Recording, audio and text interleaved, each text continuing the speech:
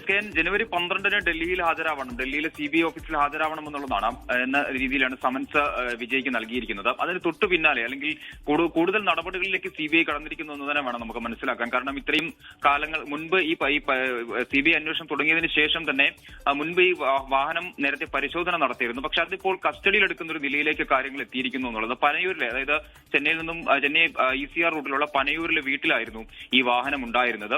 അവിടെ നിന്നും കസ്റ്റഡിയിലെടുത്ത് കരൂരിലെ CBI കേന്ദ്രത്തിൽ എത്തിച്ചു എന്നുള്ളതാണ് ലഭിക്കുന്ന വിവരങ്ങൾ. എന്തായാലും കൂടുതൽ നടപടികളിലേക്ക് CBI കടന്നിരിക്കുന്നു കരൂർ കേസിൽ എന്നുള്ളതാണ് ഏറ്റവും പ്രധാനം. ഇനിയിപ്പോൾ 12-ാം തീയതി വിജയോട് ഡൽഹിയിലെ CBI ഓഫീസിൽ ഹാജരാവാൻ ആവശ്യപ്പെട്ടിട്ടുണ്ട്.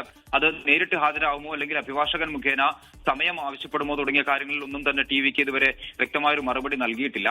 എന്തായാലും പൊങ്കൽ കഴിഞ്ഞതിന് ശേഷം ഹാജരാവുന്ന തരത്തിലേക്ക് അല്ലെങ്കിൽ സമയം ചോദിക്കുന്ന തരത്തിലേക്കൊക്കെ ഒരു പക്ഷേ അത്തരം ആലോചനകളൊക്കെ നടക്കുന്നുണ്ട് എന്നുള്ളതാണ് നമുക്ക് മനസ്സിലാക്കാൻ സാധിക്കുന്നത്. എന്തായാലും ഇന്നിപ്പോൾ വാഹനം പിടിച്ചെടുത്തിരിക്കുന്നു. അത് പിടിച്ചെടുക്കുകയാണ് എന്ന് തന്നെയാണ് CBI നിന്ന് ലഭിക്കുന്ന വിവരങ്ങൾ. അത് ഇനി ഈ കേസ് കഴിഞ്ഞ് അല്ലെങ്കിൽ അതിനുശേഷമൊക്കെ കോടതി മുഖേന മാത്രമായിരിക്കും ആ വാഹനം വിട്ടു നൽകുക. നമുക്കറിയാം 41 പേരാണ് കരൂരിൽ വിജയുടെ റാലിയുടെ തിക്കിലും തിരക്കിലും പെട്ട് മരിക്കുന്ന ഒരു സാഹചര്യം ഉണ്ടായത്. ആദ്യം പോലീസ് അന്വേഷിക്കുന്നതിന് ശേഷം CBI കേസ് ഏറ്റെടുക്കുകയുമായിരുന്നു. എന്തായാലും കൂടുതൽ നടപടികളിലേക്ക്, കേസുമായി ബന്ധപ്പെട്ട് കൂടുതൽ നടപടികളിലേക്ക് CBI കടന്നിരിക്കുന്നു എന്നുള്ളതാണ് ഏറ്റവും പ്രധാനപ്പെട്ട കാര്യം.